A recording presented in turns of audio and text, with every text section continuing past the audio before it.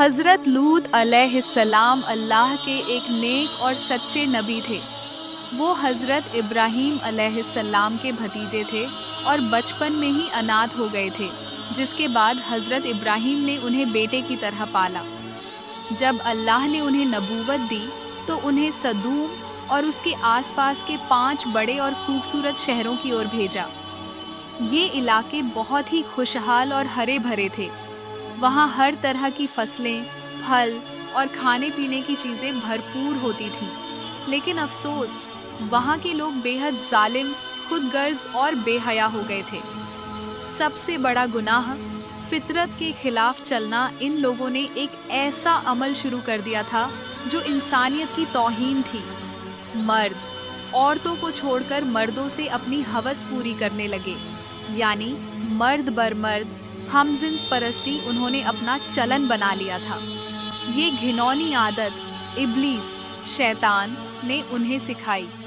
वह पहले एक बुजुर्ग की शक्ल में आया और फिर एक खूबसूरत लड़के की सूरत में। उसने कहा कि अगर बाहर से आने वाले लोगों को रोकना है तो ज़बरदस्ती उनके साथ ऐसा काम करो कि वो दोबारा ना आए। और इस तरह उन्होंने मर्दों से बदफेली को अपने समाज का हिस्सा बना लिया। हज़रत लूत की कोशिशें। हज़रत लूत अलैहिस्सलाम ने उन्हें बार बार समझाया, क्या तुम औरतों को छोड़कर मर्दों की तरफ झुकते हो? ये तो हद से बढ़ा हुआ काम है। अल्लाह से डरो और इस बेहयाई से तौबा करो।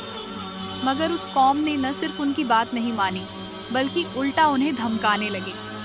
अगर तुम यही कहते रहोगे तो तुम हमारे शहर से निकल जाओ, वरना हम तुम्हें नुकसान पहुंचाएंगे। अल्लाह का अजाब। जब हज़रत लूत ने आखिरी बार उन्हें अल्लाह का डर दिलाया तो वो घमंड से बोले, अगर तुम सच्चे हो तो हमारे ऊपर अल्लाह का अजाब ले आओ। फिर अल्लाह का हुक्म हुआ। 3 फरिश्ते जिब्रील, मीकाइल और इसराफील इंसान के रूप में आए और हज़रत लूत के घर मेहमान बने। वो इतने खूबसूरत थे कि लूत अलैहिस्सलाम को चिंता हुई कि उनकी कौम कहीं उन्हें नुकसान न पहुंचाए। उनकी बीवी, जो काफिरों की समर्थक थी, ने जाकर कौम को खबर दे दी। फिर क्या था, पूरी बस्ती के लोग लूत के घर की तरफ दौड़े। नीयत खराब थी, दिलों में जरा सी भी शर्म बाकी न थी। फरिश्तों ने किया ऐलान, ए लूत, घबराओ नहीं, हम अल्लाह के भेजे हुए फरिश्ते हैं। अब तुम रातों रात अपने घर वालों को लेकर निकल जाओ, लेकिन कोई पीछे मुड़कर न देखे। सुबह होने से पहले ही हज़रत जिब्रील अलैहिस्सलाम ने अपने परों से पूरी बस्ती को उठाकर आसमान तक पहुंचा दिया, इतना ऊंचा कि वहां के कुत्तों और मुर्गों की आवाज़ें ऊपर तक सुनाई देने लगीं, और फिर उन्हें उल्टा गिरा दिया। उसके बाद पत्थरों की बारिश शुरू हुई। हर पत्थर पर जिसका नाम लिखा था उसी को लगा और वहीं ख़त्म हो गया। आज की पहचान।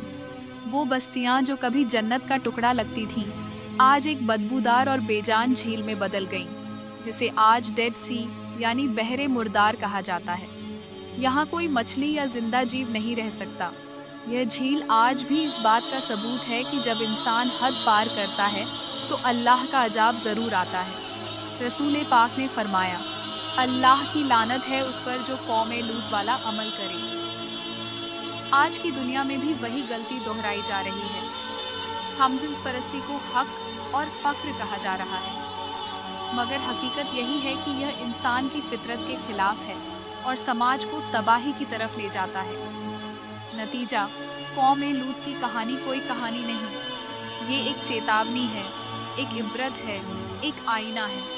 अगर इंसान फिर उसी राह पर चला तो अंजाम भी वही होगा, चाहे ज़माना कोई भी हो।